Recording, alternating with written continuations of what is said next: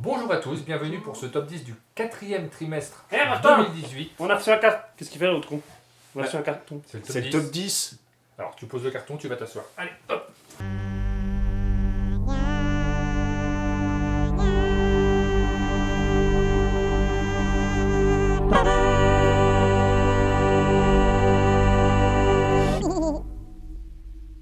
Bonjour à tous, nous revoici donc pour le top 10 du quatrième trimestre 2018.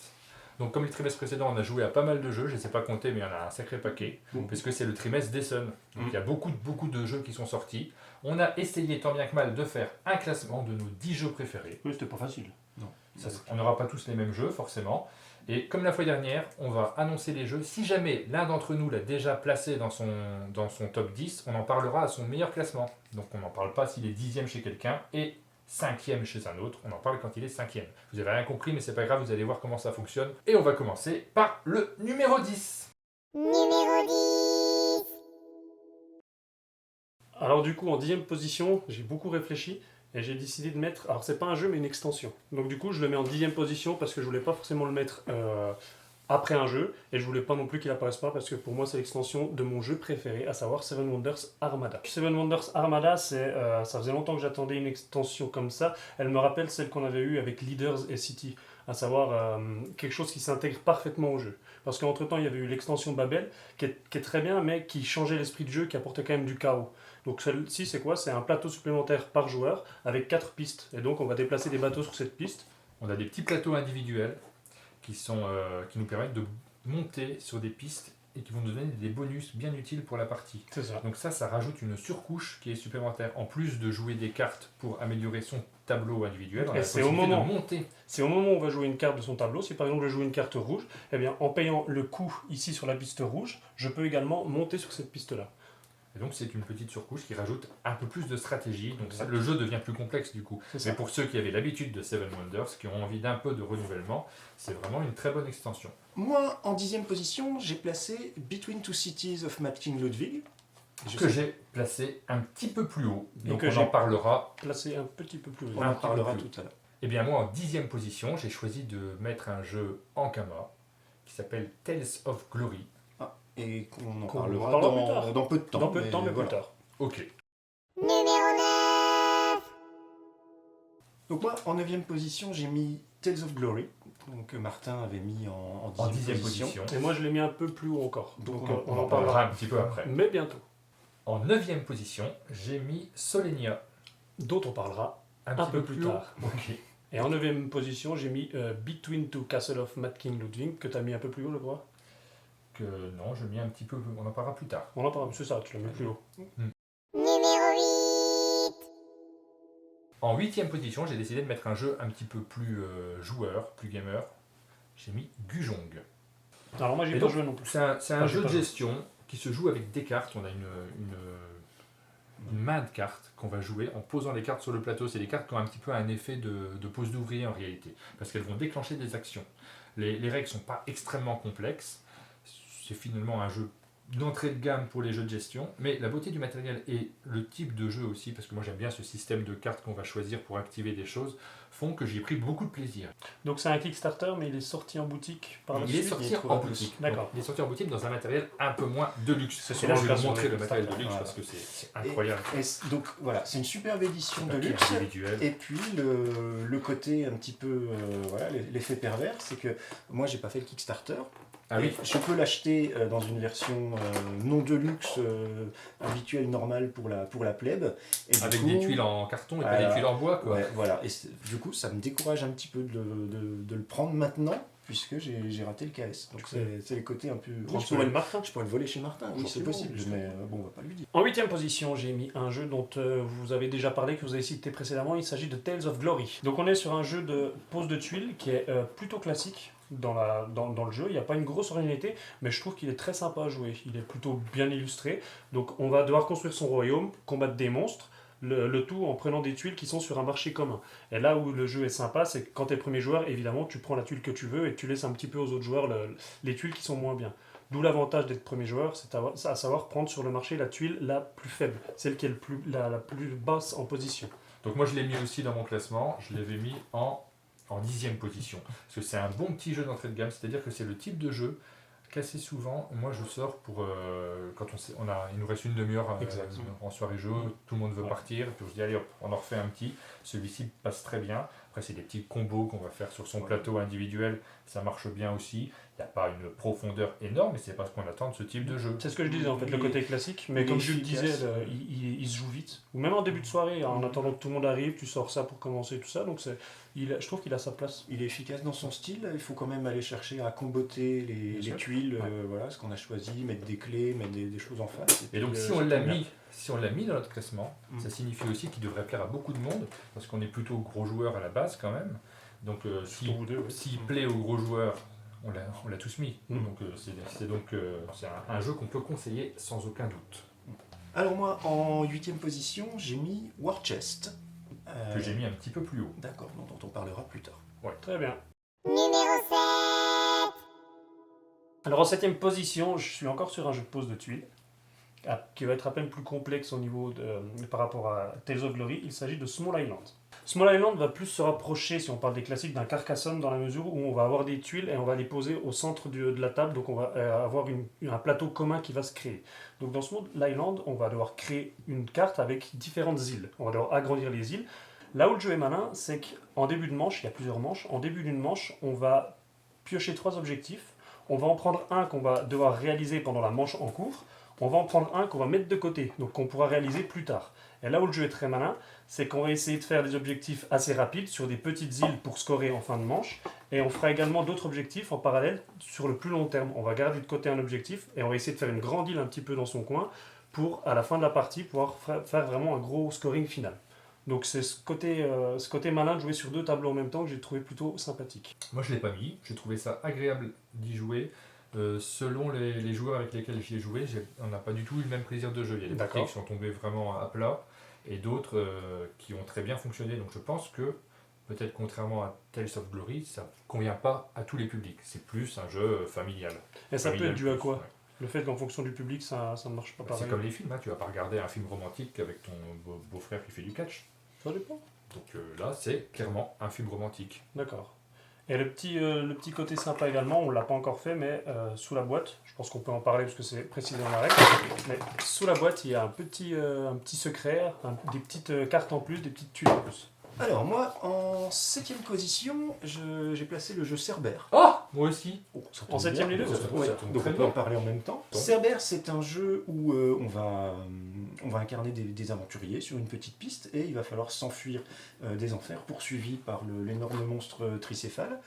Et c'est un coopératif parce qu'il va falloir s'entraider pour laisser personne derrière et arriver jusqu'au bout pour embarquer sur un bateau. Mais le bateau, il y a 1, 2 ou 3 places, on ne sait pas, sachant qu'on aura des actions pour regarder secrètement et éventuellement changer le bateau, changer la place du bateau. Mais c'est un coopératif jusqu'à un certain point, puisque ceux qui vont rester à la traîne vont se faire rattraper par Cerbère et ils vont devenir les aides, les alliés du Cerbère pour empêcher les autres de gagner, ceux qui continuent à être aventuriers et qui veulent s'évader. Et donc il y a un côté très malin et très fourbe à se dire quelquefois, ah bah je suis derrière, je vais pas arriver à rejoindre le bateau, je vais me faire bouffer par Cerbère, comme ça je vais essayer de faire perdre les autres et je vais gagner en tant que Cerbère. Gagnante. Effectivement, c'est plus simple de gagner en tant que Cerbère. Donc si des joueurs décident dès le début de la partie, nous on va faire Cerbère, on va se mettre à 3, on va se laisser manger très vite. On va pas du tout jouer le côté coopératif qu'on est censé avoir puisqu'on est des survivants. Dans le scénario du jeu, c'est quand même noté que les personnages essayent de se sauver. Ils n'ont aucune raison de se laisser bouffer. Donc s'il y en a qui ne suivent pas le scénario du jeu, le jeu ne fonctionnera pas. Là, j'ai l'impression, quand il m'en parle, qu'il essaie, comme si on allait jouer au jeu après, et qu'il essaie. On est vraiment des survivants ensemble. Il n'y a pas assez de place pour tout le monde sur le bateau, mais on est tous Juste, ensemble. si on peut en parler, il y a quelque chose de Une règle du jeu. Non, pas une règle du jeu, mais quelque chose de très sympa qui a été fait par l'éditeur, c'est-à-dire que sur tout le bord de la boîte, ici, vous avez des hauts faits, des achievements, Des trophées pour voilà, ceux qui jouent un peu des à la trophées, console. et à la PlayStation. du coup, quand vous arrivez à valider l'un des trophées, vous collez un petit autocollant, il y a toute une planche d'autocollants prévue à cet effet, et ça... Par exemple, C'est pas obligatoire, mais c'est assez sympathique d'y par avoir exemple, pensé. gagner en Cerbère avant qu'un seul aventurier ne rentre sous le 4e plateau, avoir réussi toutes les réussites magistrales du jeu, etc. Numéro 6. Alors, moi, en numéro 6, j'ai placé Underwater Cities. Donc, Underwater C'est Cities, c'est plutôt un jeu costaud, Ouais.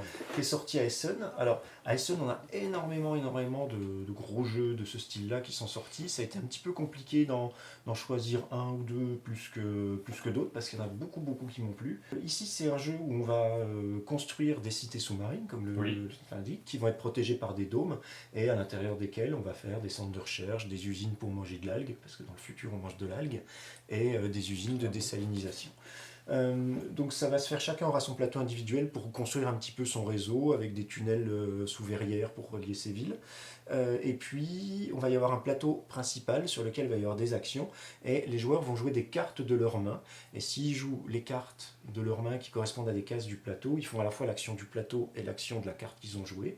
Et ça permet de tenter de faire des combos, de se dépêcher de prendre les actions du plateau avant que les autres les prennent parce qu'il y a un petit peu la course aux bonnes actions. Ça fait un petit peu penser à Terraforming Mars dans le côté on joue avec des cartes et puis on va déclencher des pouvoirs, on fait un moteur avec des cartes qui vont rester en place, qui vont permettre du scoring ou des actions bonifiées.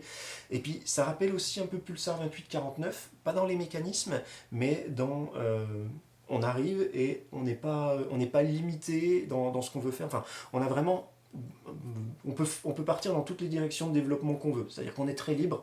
Pulsar 2849, il y avait ça, ou des règles finalement assez simples sur le moteur de jeu, mais au final, on peut être un petit peu déstabilisé et perdu par l'étendue des possibles au début, où on se dit, je peux faire ça, voilà. Et on n'est pas obligé de se cantonner à quelque chose, ou on n'est pas scripté dès le début. Donc je retrouve un petit peu cette richesse, mais cette vaste étendue de possibilités qu'on peut faire dès le début. En 6e position, j'ai choisi Combra. Oh. Combra qui est un jeu de gestion qui utilise des dés. Et ça, c'est toujours des mécanismes que j'aime beaucoup. Donc j'ai choisi de le mettre. C'est pas non plus un jeu qui d'une originalité folle parce qu'on va retrouver plein de mécanismes qu'on a déjà vus dans des Marco Polo, dans des Lorenzo, dans pas mal de types de jeux de ce type-là. Mais du coup, c'est assez bien rodé, c'est assez agréable à jouer. Il y a un petit côté signoré aussi. Où, Oui. voilà, pareil, on fait des choses avec des dés et puis suivant le total de dés, il va se passer des choses. Il y a un petit côté Orléans où on va se déplacer sur une map et puis faire des choses à côté. Il y a beaucoup de choses qui nous rappellent d'autres jeux, mais c'est bien imbriqué. En fait, il y a l'idée de faire un moteur avec des cartes aussi. Combra, c'est une compilation de mécanismes que j'ai déjà vus dans d'autres jeux. Mais Qui sont très bien réinterprétés, qui sont bien agencés. Non, mais moi j'ai bien aimé aussi. Je l'ai pas. Encore une fois, toutes ces groupes de jeux, c'était difficile de tous les mettre parce qu'il y avait moyen de faire un top 10 des jeux d'Essen dans ce format-là. Après, c'est coloré, il y a un choix graphique, mais moi j'aime bien. Moi j'aime beaucoup le choix graphique. Et dans cette catégorie des jeux de gestion, on est plutôt sur l'entrée de gamme. C'est pas très très complexe non plus. En 6e position, j'ai décidé de mettre le jeu Solenia. Alors Solenia, c'est un jeu qui va se passer sur une planète, la planète Solenia, qui a une particularité, c'est que cette planète, le cycle jour-nuit, il est bloqué. Ça veut dire quoi? C'est-à-dire que sur une partie de planète, il fera toujours jour, sur l'autre partie de la planète, il fera toujours nuit. Évidemment, l'inconvénient d'un tel cycle, c'est que sur la partie nuit, il y a très peu de choses qui poussent, comme par exemple le bois et le blé pousseront très peu. En revanche, il y aura beaucoup de roches et d'eau. Sur la partie jour, puisqu'on arrive à faire pousser les choses, il y a moins de place pour les roches, et l'eau est utilisée pour faire pousser le bois et le blé. Donc nous, on va être des petits explorateurs qui allons rentrer dans un aéronef, et on va devoir se promener sur cette planète, donc pour rapporter au peuple de nuit des ressources du jour, et rapporter au peuple du jour des ressources de la nuit. Et mécaniquement, ce qui est très bien, c'est qu'il y a certaines cartes qui vont faire avancer l'aéronef sur le plateau, et ensuite on va prendre la dernière tuile du plateau, vas-y tu peux faire le schéma, on va prendre la dernière tuile du plateau, l'inverser, donc si elle était jour, elle passe nuit, et la replacer devant. Et c'est comme ça qu'on va avoir vraiment ce sentiment d'avancer sur une planète, de passer du jour à la nuit, et inversement. Oui, le système, de toute façon, tout le matériel du jeu est vraiment très très bien conçu. Beau, original, ergonomique. C'est beau, c'est original. Moi, au tout début, les cartes à trous. Quand j'ai découvert le jeu, peut-être aussi parce que c'est un Pearl Games, je m'attendais à quelque chose de plus complexe. Donc ma première impression, c'est de me dire, oh, c'est très bien. J'ai pris beaucoup de plaisir dès la première partie.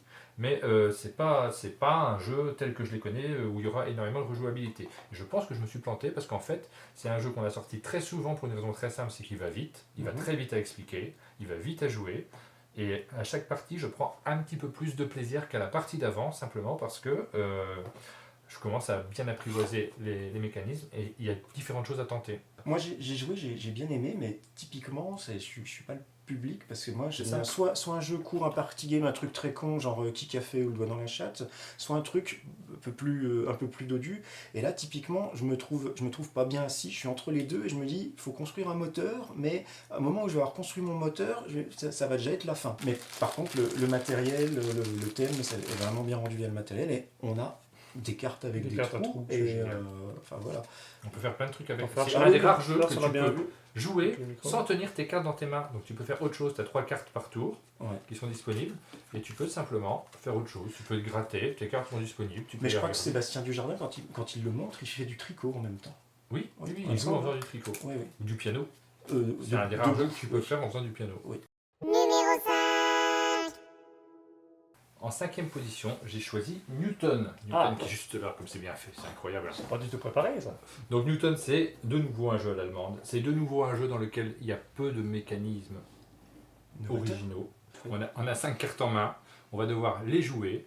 Il y a plein d'aspects sur le plateau sur lequel on peut jouer. Il y a une piste, il y a un endroit où on va gagner de l'argent en déplaçant sur une autre piste. En fait, il y a plein de pistes, c'est ça. C'est des pistes partout où on va déplacer les personnages. Ouais, c'est ça. Et il va falloir, au début de chaque tour, analyser tout le plateau, essayer de deviner les stratégies dans lesquelles on va partir. Il ne faut pas les deviner, il faut les calculer.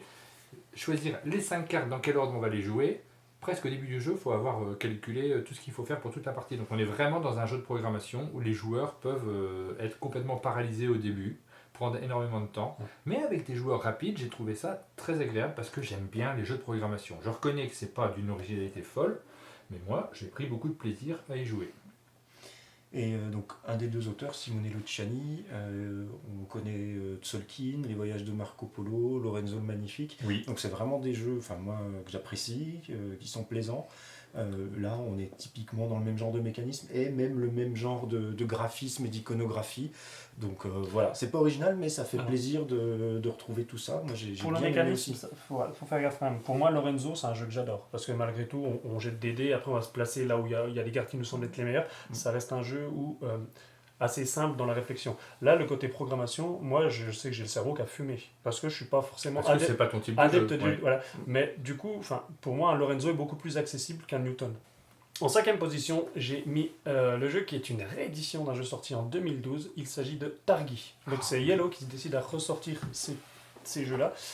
J'ai même pas pensé à le mettre, moi, parce que effectivement, c'est un vieux jeu. Donc là, tu as encore la boîte datée de Philosophia. C'est ça, Et parce tu as que la j'avais boîte la de boîte. Cosmos là-bas. Donc tu vas collectionner toutes les boîtes quand la boîte est là. Non, la boîte de Cosmos, c'est l'extension. D'accord. Donc on est sur un jeu à deux. On va incarner un chef de tribu de Touareg. Et le but, ça va être de commercer pour gagner différentes ressources, des dattes, du sel, de l'or, pour agrandir sa famille.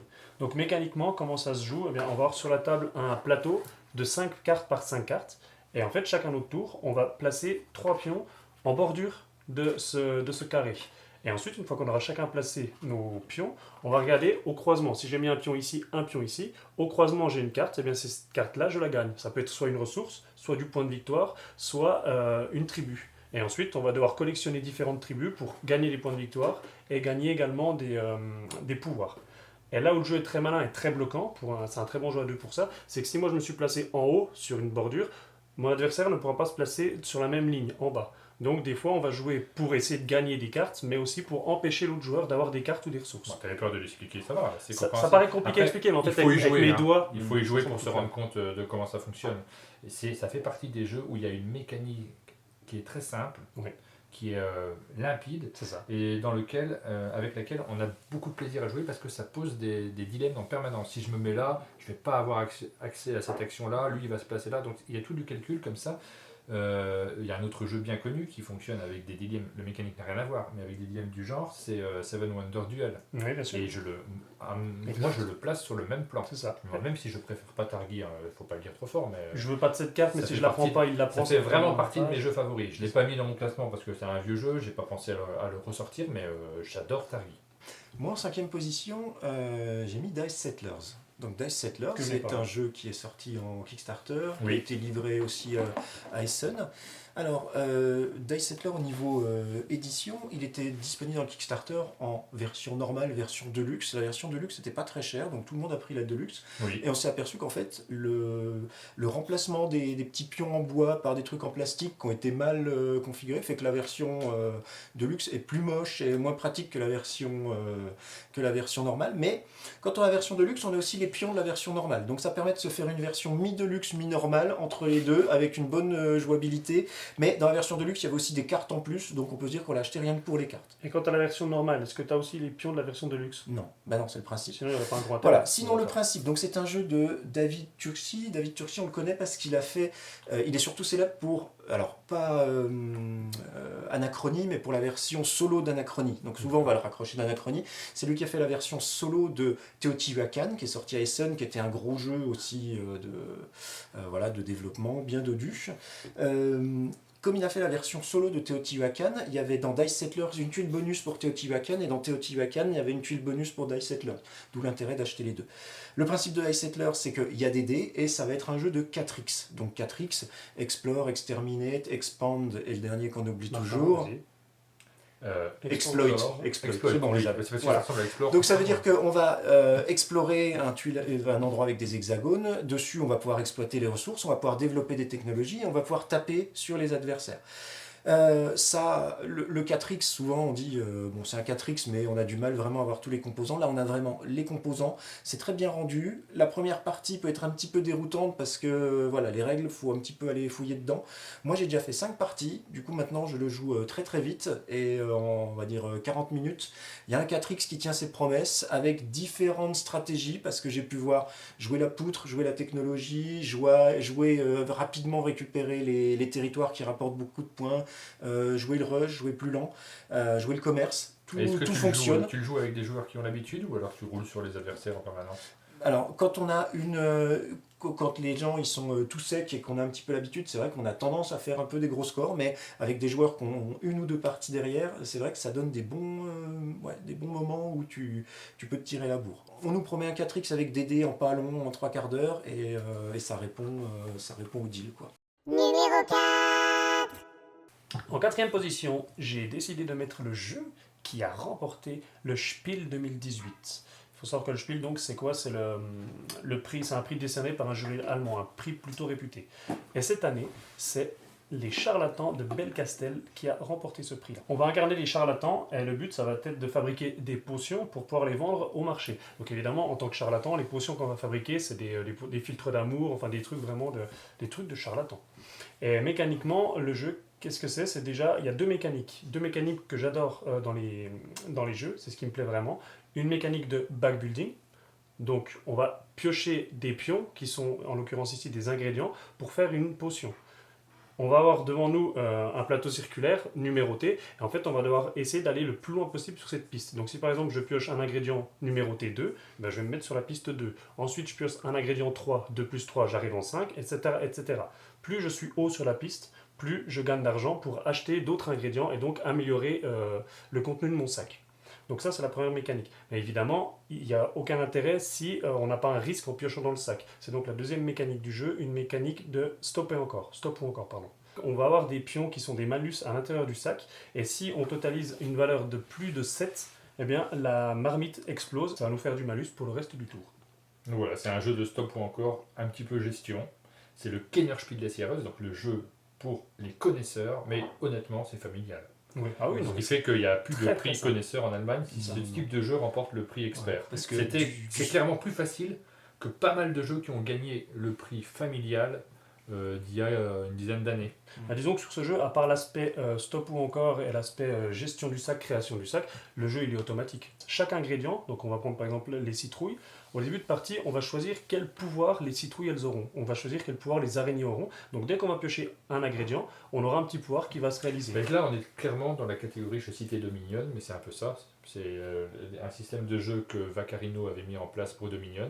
On joue jamais avec les mêmes cartes, on joue jamais avec les mêmes mécanismes. Avec Dans les mêmes les charlatans règles, c'est de Belcastel, on joue jamais avec les mêmes règles non plus. C'est Les ça. règles changent à chaque partie. Le risque, c'est que certaines parties tombent un peu à plat parce que Les pouvoirs ne les tomberont pas pouvoirs forcément se- bien. se bloquent un peu. Ça arrive. aussi, Ça arrive, ouais. ça arrive. Bien sûr. Ouais, ouais. Ouais, moi j'ai pas été convaincu, et puis Stop ou encore Kennerspiel, ça me. Oui. ça- Ça, c'est surprenant. Je trouve pas que ce soit le meilleur jeu expert de l'année. Mais bon. Moi, mon top 4, c'est un Kickstarter que j'ai reçu récemment et que j'étais très content de recevoir, parce que c'est le genre de boîte où quand on le reçoit, on se dit waouh, j'ai bien fait de m'endetter il y a 1 an et demi. Je crois deviner ce que c'est. Donc Martin, si tu peux utiliser tout ce que tu as de force pour nous sortir, Cerebria. Oh, purée. Ah ouais. Donc Cerebria The Inside World, qui est livré dans une énorme boîte vraiment remplie à ras-bord avec un matériel magnifique. C'est un jeu de Mind Clash Games, c'est leur 3e jeu. Ils ont sorti Tricerion où on jouait C'était pas mal. Hein. des C'est très prestidigitateurs, bien. enfin on faisait... Je Voilà, joue on pas préparait. souvent, mais j'aime beaucoup. Ils ont fait surtout Anachronie. Qui était pas mal. Hein. qui C'est était- très bien. On n'y joue pas Je souvent, joue pas souvent, mais mais t'aimes j'aime beaucoup. beaucoup aussi. Ouais. Non mais Anachronie, enfin, moi j'y joue beaucoup et c'est vraiment très très bien. On va jouer des esprits qui se trouvent dans Cerebria, le monde des pensées, des esprits, enfin des pensées, des émotions. Et nos esprits vont interagir dans ce monde cérébral via des émotions.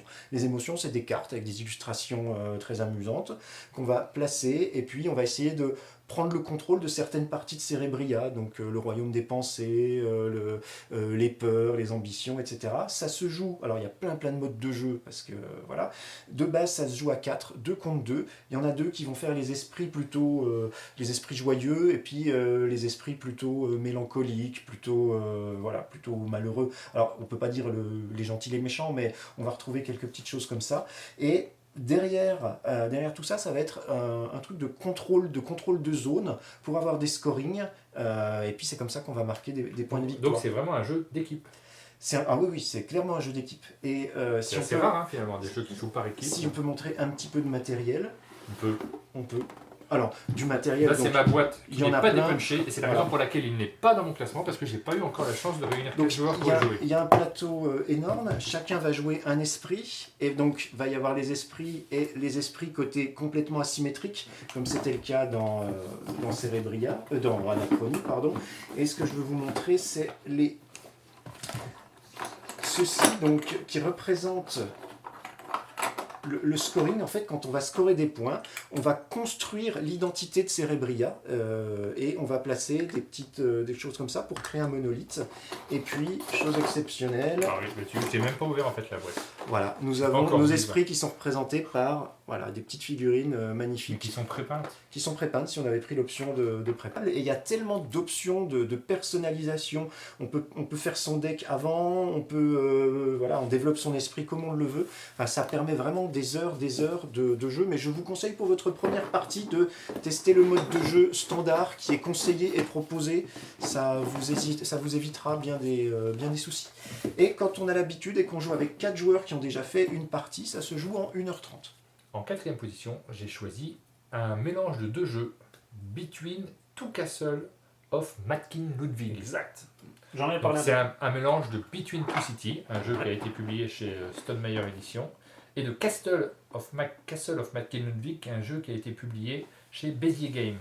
Donc on a l'union de 2 éditeurs pour nous faire le meilleur des deux, c'est-à-dire un jeu dans lequel on va construire un château fort avec toute la disposition des pièces qui doivent être bien organisées les unes par rapport aux autres. Il y a un petit casse-tête logique sur ce plan-là, qui est Ça, inspiré de Castle of Ça, c'est Matkin le Ludwig. Castle, ouais. Et de Between Two Cities, qui est un jeu dans lequel on construit une ville avec son voisin de droite et une ville avec son voisin de gauche. Et donc là, on va construire un château avec son voisin de droite et un château avec son voisin de gauche. Voilà. Et l'originalité du jeu, c'est qu'à la fin, notre score en fin de partie, c'est notre château qui vaut le moins de points. Ce qui fait qu'on ne peut pas désavantager un joueur ou l'autre. Il faut essayer d'avoir des 2 châteaux qui se valent. Sauf des Équilibré. fois, quand on a un château qui est très très haut, peut-être essayer de plomber l'autre si on voit que bon, il y a un petit peu de fourberie qui peut arriver. Alors, mais- Castle of Matkin Ludwig, c'est un de mes jeux préférés. Mm. Il fait partie de mon top 100. Il y a peu de jeux dans mon top 100. 100. À peu près. Et j'aime beaucoup les mécanismes de Castle of Matkin Ludwig. Mais c'est pas forcément pour ces mécanismes-là que j'aime beaucoup ce jeu-là. Là, c'est vraiment pour l'ambiance qu'on a autour de la table, parce qu'on va vraiment réfléchir avec son voisin de droite, son voisin de gauche, on va discuter avec eux, on va les influencer, on va traiter notre partenaire d'imbécile, parce que forcément, il joue pas bien parce qu'il joue avec un autre voisin et il aurait tendance à le favoriser en nous donnant les mauvaises tuiles. C'est tout cet aspect-là qui en font un jeu d'ambiance pour joueurs, parce qu'il faut quand même calculer pas mal ces châteaux, et d'ailleurs il y a un bon calcul en fin de jeu. C'est assez plaisant. Je trouve ça moins creux que Between Two Cities, que j'avais trouvé vraiment trop léger. Alors moi je l'avais mis en 9ème position. Moi j'avais bien aimé Between Two Cities pour justement l'originalité de la mécanique de jouer avec le voisin de droite et de gauche. Et Between Two Cities c'est un jeu qui était super rapide. Les parties c'était un quart d'heure, 20 minutes. Enfin, Numéro 3. Alors, en 3e position, le podium, j'ai choisi de mettre Just One. Stop. Je l'ai mis un petit peu plus haut. à toi. En 3e position, j'ai choisi de mettre Snow Time. Stop.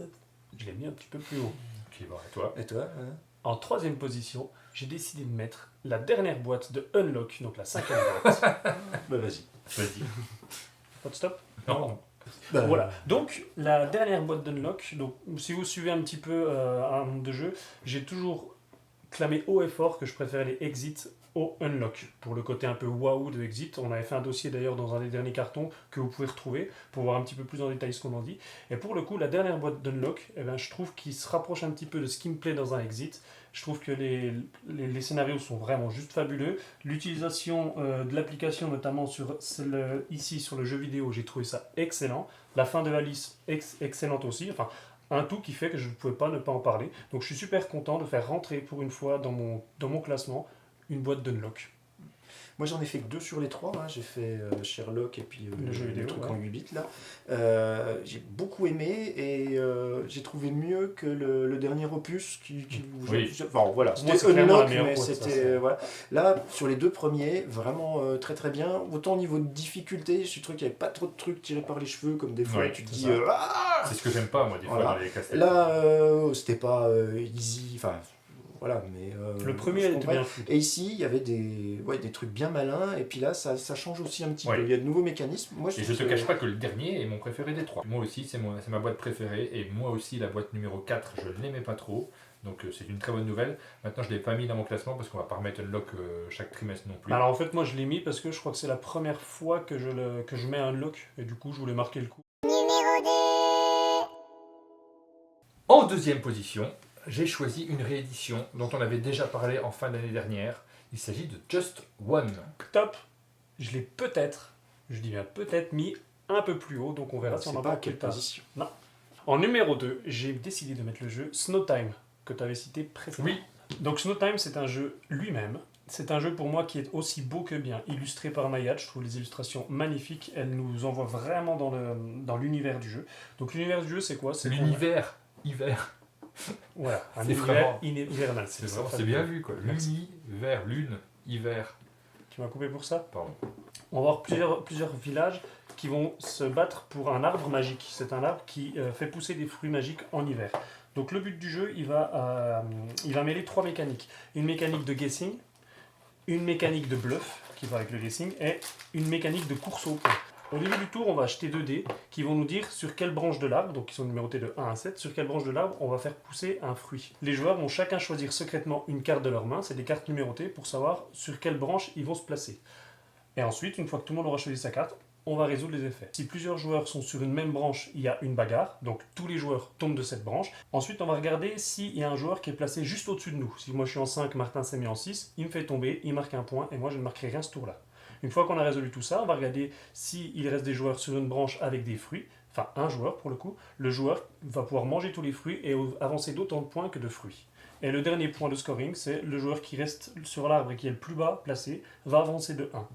Donc évidemment, on est dans ce genre de jeu où on va essayer de deviner. On va se dire là, il y a beaucoup de fruits en 4, mais si je me mets en 4, je risque de me faire taper. Est-ce que les autres ils pensent comme moi? Donc je vais plutôt me mettre sur une autre branche. Et là où le jeu est très malin, c'est que les cartes qu'on joue, on les laisse sur la table, face visible. Ça veut dire que plus on avance dans la partie, plus on voit les autres joueurs, les cartes qu'ils ont déjà jouées et qu'ils ne pourront plus jouer. Et la seule solution pour récupérer ces cartes, c'est de perdre un tour, où on va poser une carte qui va permettre d'en ramasser 2. Mais voilà, c'est un petit bijou, donc bon, ça vous plaira si vous aimez le guessing. Si vous n'aimez pas le guessing, comme Jules, c'est pas la peine de vous y attarder. Et encore une Sinon, fois, les tu- illustrations. J'ai vu que j'en ai pas parlé. En numéro 2, je vais vous parler d'une révélation pour moi. Ça a été très difficile de faire mon top 3 parce que c'est 3 jeux très différents, mais voilà. Genre, si j'aurais pu faire un top 30 et les mettre chacun 10 fois à égalité en première position, je l'aurais fait. Pour vous dire à quel point c'est pas cohérent ce que je dis. Ouais. Mais voilà. Et donc, je vais vous parler de Too Many Bones Undertow. Donc c'est un jeu, une campagne Kickstarter qui a déjà quelques temps, qui était Too Many Bones. Et là, ils ont sorti une extension et également un standalone qui est Too Many Bones Undertow. Donc j'ai reçu ça récemment, ça a été livré là depuis, ça fait à peu près 2 mois que c'est livré. Et ben, dans Too Many Bones et Too Many Bones Undertow, déjà, ce qui frappe, c'est la qualité du matériel. Ouais. C'est-à-dire qu'on va se retrouver avec des petites cartes qui sont des cartes en PVC, c'est-à-dire qu'on peut les mâcher, rien ne peut leur arriver, qui vont être ici dans des protège-cartes. On va avoir des dés qui vont être disponibles dans des présentations de dés. Et on va avoir des très lourds chips de poker lestés qui vont représenter les créatures qu'on va rencontrer. Et on va également avoir des plateaux de personnages en tapis néoprène, perforés et puis brochés. Donc c'est une qualité de matos qu'on ne voit jamais ailleurs. Donc ils font des jeux chers. L'éditeur s'appelle Cheap Theory Game et c'est typiquement une niche dans laquelle ils se sont placés en disant on fait des jeux chers mais vous ne trouverez pas une qualité pareille ailleurs. Et ça, tu vois, peu de gens le savent. Et moi, je pense que s'il y avait plus de jeunes qui savaient, qui étaient au courant de ça, ça changerait bien des choses. Ça changerait bien des choses. Et là, tu vois, ils sont en train de refaire un espèce de service civil ou je sais pas quoi. Les gars, ils vont les envoyer 6 mois, on sait pas faire quoi. Je veux dire, avec nos sous, à quoi ça va servir? Alors que les gamins, on leur montrerait ça. Voilà, ce serait différent, on se préparerait des jours meilleurs. Donc typiquement, Too Many Bones Undertow, on va jouer des aventuriers, c'est un full coopératif et on va poursuivre des quêtes pour trouver un gros monstre à la fin qu'il va falloir essayer de poutrer, pardon. Ça va être coupé ça, de poutrer. Non, je laisse. Voilà, merci. Et l'idée c'est qu'on va pouvoir faire ça en 2h, 2h30, assez facilement. Et les auteurs, les éditeurs, ils ont eu envie de nous faire plaisir. C'est-à-dire que quand on fait un jeu vidéo ou un jeu d'aventure, ce qui nous fait plaisir, c'est de faire évoluer notre personnage. Et là, en fait, notre personnage, il va tout le temps évoluer. C'est-à-dire que, voilà, on va pas être là où, au bout de 3 heures, on va gagner un petit point de truc et quand on aura 2, on pourra monter une carac. Là, dès le début, on peut monter nos caractéristiques qui vont être représentées donc, par des dés chiffrés pour dire qu'on gagne des points. Et ici, on va avoir un arbre de talent et tous ces emplacements, ça va être des emplacements pour mettre les dés spécifiques de notre personnage avec ses compétences. Ouais, et chaque dé et chaque phase de dé va avoir un effet particulier. Et après, lorsqu'on va faire un affrontement contre des créatures, on va avoir une petite map de combat tactique à la Final Fantasy Tactics, typiquement. Et puis ici, on a la piste d'initiative où on va lancer les dés pour savoir dans quel ordre on joue et on va jouer chacun notre tour, essayer de poutrer les méchants pour passer à la suite une fois qu'on a engroché nos XP et faire augmenter nos personnages. Et nous voilà, enfin, au numéro 1. Sans suspense, donc j'en avais parlé tout à l'heure, du mien, c'est Just One. Just One, qui est donc la réédition de We Are the World. C'est ça. Ouais. Donc pour ceux qui connaissent We Are the World, la mécanique reste la même. On est sur un jeu d'équipe. On va tous avoir des petites ardeuses en plastique. On va prendre un mot au hasard. Par exemple, Martin et moi, on regarde le mot numéro 2, c'est volcan. Jules ne le voit pas, et on ne lui dit pas. On va tous écrire un mot pour lui faire deviner volcan. Une fois qu'on a tous écrit notre mot, on compare nos ardoises. Si les joueurs ont marqué le même mot, ils l'effacent. Donc le but du jeu, il est là, c'est d'essayer d'être un petit peu original sur le mot, l'indice qu'on veut donner. Ensuite, Jules, quand il verra les mots qui restera, il y a plusieurs solutions. Soit il ne prend pas de risque, dans ce cas-là, on perd seulement 1 point. Soit il prend le risque de dire quelque chose, et s'il a juste, on marque 1 point. S'il a faux, on perd 2 points. Et le but, c'est d'avoir au final le plus haut score. Et comme c'est souvent le cas dans ce genre de jeu, on a un petit tableau qui nous dit si on est bon ou pas en fonction du score qu'on a. C'est un coopératif complet. C'est ça. C'est ça. D'ailleurs, c'est un coopératif et tu aimes bien. Mais non, mais on est dans les jeux d'ambiance, on n'est pas dans les jeux mécaniques, il n'y a pas de système mécanique, on n'affronte pas un adversaire tiré au hasard, il n'y a pas de tirage de cartes qui fait qu'on va tous parler en même temps. Moi, mon top 1, C'est une édition française qui est sortie là, il y a quelques semaines, d'un monument du jeu que je joue depuis des années, et c'est Twilight Imperium, qui arrive enfin en français dans sa 4e édition. Donc moi, Twilight Imperium, j'ai connu la 3e édition et ces 2 énormes extensions. Alors je n'ai pas amené la boîte, parce que voilà, ça ne tenait pas dans le coffre. Mais j'ai acheté la version 4 en anglais l'an dernier. Et j'en suis vraiment très content parce que Twilight, c'est un jeu qui fait partie de mon top 3, voire de mon top 2, voire de mon top 1 de tous les temps. C'est un jeu qui est exigeant parce qu'il faut y jouer, on va dire, à 5 ou à 6, c'est bien. À moins, on perd une partie du jeu. Et avec des joueurs réveillés. Et avec des joueurs réveillés, voilà.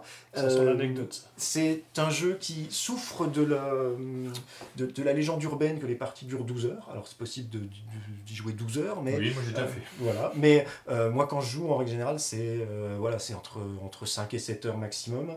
Et avec la 4e édition qui a fait énormément de travail de polissage et d'ergonomie, de changement de matériel, de virage de petites règles que tout le monde oubliait, on gagne 1 heure de jeu, ce qui fait que en version 4, j'ai pu faire des parties de 4 heures à 5 joueurs. Et voilà, c'est vraiment agréable.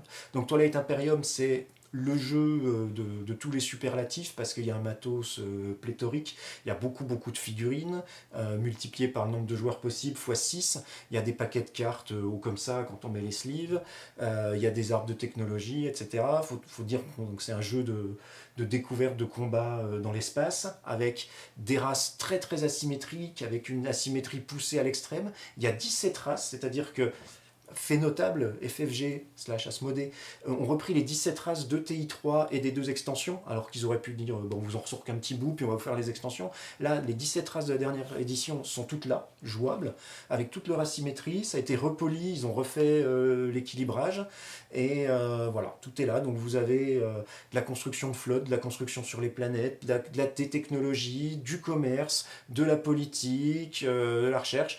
Souvent, les gens essaient de le comparer en disant sautement, c'est comment par rapport à Eclipse. Mais voilà, j'ai toussé. Voilà, ça n'a rien à voir parce que Eclipse, c'est quand même quelque chose de très. Enfin, le jeu est bon, mais ça reste quand même très mécanique. Très mécanique, ouais. Et puis voilà, c'est un petit peu. Eclipse, c'est un jeu de gestion. Oui, c'est de la gestion de l'épicerie. Et puis, moi, ce que j'aime pas dans Eclipse, c'est le dernier round où c'est scripté parce que tu sais que ça va finir là. Twilight Imperium, c'est les joueurs qui sont responsables du moment où ça finit. Okay. C'est les joueurs qui sont responsables de chaque tour, de quelles actions on va avoir à ce tour, puisque c'est les joueurs qui décident de quelles actions seront en jeu. C'est les joueurs qui décident de qu'est-ce qu'on vote, comment on fait les règles autour de la table. Donc vraiment, il y a de l'interaction à tout point de vue. Et voilà. C'est des expériences particulières. Faut le faire. Mais après, faut le faire dans des bonnes conditions parce que je comprends que quand on a les règles un peu patraques, qu'il y a un joueur qui est en train de jouer sur son téléphone en même temps, et puis qu'on a prévu de faire une bouffe au milieu, puis qu'il y a la télé en fond, et puis que ça prend 12 heures, ça doit être chiant et ça nuit. Voilà. Mais quand on le fait dans les bonnes conditions, avec des joueurs concentrés, qu'en veulent, et puis que voilà. Puis tu vois, quand tu as des joueurs qui sont à 2 doigts de s'étrangler autour de la table, tu sais que tu as gagné quelque chose. Tu as créé une histoire. En première position, j'ai choisi War Chest, un jeu qui n'est pas disponible en version française pour le moment. Peut-être ça arrivera un jour, mais pour l'instant il est uniquement en version anglaise chez AEG. Et donc il s'agit d'un backbuilding de nouveau, d'un jeu abstrait, d'un jeu d'affrontement avec des jetons comme Too Many Bones. Ouais, des jetons de poker. Et sur un petit plateau, donc en fait on va construire des équipes en prenant des jetons qui vont nous faire une petite armée. Au début du jeu, on peut drafter ça. On va faire une petite armée, on va les mettre dans notre sac, quelques jetons. Et après, on va s'affronter pour prendre possession de zones sur le plateau central en utilisant ces jetons un petit peu à la manière des échecs. Donc c'est pour ça qu'il y a une parenté entre ce jeu-là et pas mal de jeux abstraits, puisque chaque jeton a ses déplacements propres, ses attaques et ses particularités. Donc il va falloir jouer, c'est une sorte de jeu abstrait, mais avec des pions qui vont changer à chaque partie. Il va falloir jouer avec les particularités du jeu. Et sur ce plan-là, ça peut rappeler un petit peu un autre jeu abstrait qu'on avait tous très bien noté, c'est Santorini. Ouais, alors moi je l'ai testé dans plein de configurations, ça se joue à 2 et à 4. Ça se joue pas à 3 mais ça peut se jouer par équipe et c'est très très bien. Comme le Santorini à 4, quand tu as des Oui. joueurs de même niveau et que tu n'as pas de discussion, que tu n'as pas un alpha player dans le groupe, ça fonctionne très bien. Le matériel y est pour beaucoup parce que ça va être juste des symboles d'unité et après le fonctionnement de l'unité va être donné sur la carte. Il y a un système de draft quand les joueurs ont quelques parties dans la culotte qui fait que voilà, on peut commencer à faire des stratégies et ça fonctionne vraiment très bien pour des parties de, on va dire, 10 minutes, un quart d'heure, très, très stratégique, très, très tactique. Après, moi, je l'avais mis aussi dans ma liste. Je l'ai mis un petit peu plus bas parce que, entre-temps, j'ai découvert un jeu qui s'appelle Hoplomachus et qui est un jeu qui est sorti chez les gens qui ont fait Too Many Bones. Oui. Voilà. Et que j'avais demandé à Martin de me ramener une boîte d'Hoplomachus d'Essen. Il me l'a ramené, et puis après, sur le store de Chips Theory Game, j'ai pris tout ce qu'ils avaient fait en Hoplomachus, donc j'ai énormément de chips de poker, et on va retrouver un petit peu les mêmes choses avec des déplacements de chips, mais sur du néoprène broché. D'accord. Voilà, on va retrouver un petit peu les mêmes sensations, avec pareil, la possibilité de drafter, de faire des choses comme ça, mais avec quelque chose de beaucoup plus complet. Mais celui-ci, j'en ai fait quand même 12 ou 15 parties Oui. déjà, War Chest, et j'aime vraiment beaucoup, autant à 2 qu'à 4. Ça se joue Alors, vite. Ouais, ça se joue. moi, j'ai pas joué à Hoplomachus, donc déjà, je peux pas comparer les deux. Mm. Hoplomachus, c'est aussi du jeu d'affrontement? Alors, ça peut se jouer en solo, en coop ou en affrontement 1 contre 1. Voilà, tout est bien. Et donc voilà pour ce dernier top 10 de De l'année. l'année 2018. Moi, je vous propose de continuer l'année prochaine. Alors, oui, Bonne idée. je trouve ça très bien. Et on vous donne rendez-vous donc chaque semaine pour le carton, si on continue, si on arrive à en faire encore. On s'engage à rien, mais on espère bien. Et puis donc dans un trimestre, dans 3 mois environ, pour notre prochain top 10. C'est ça. Au revoir. À bientôt.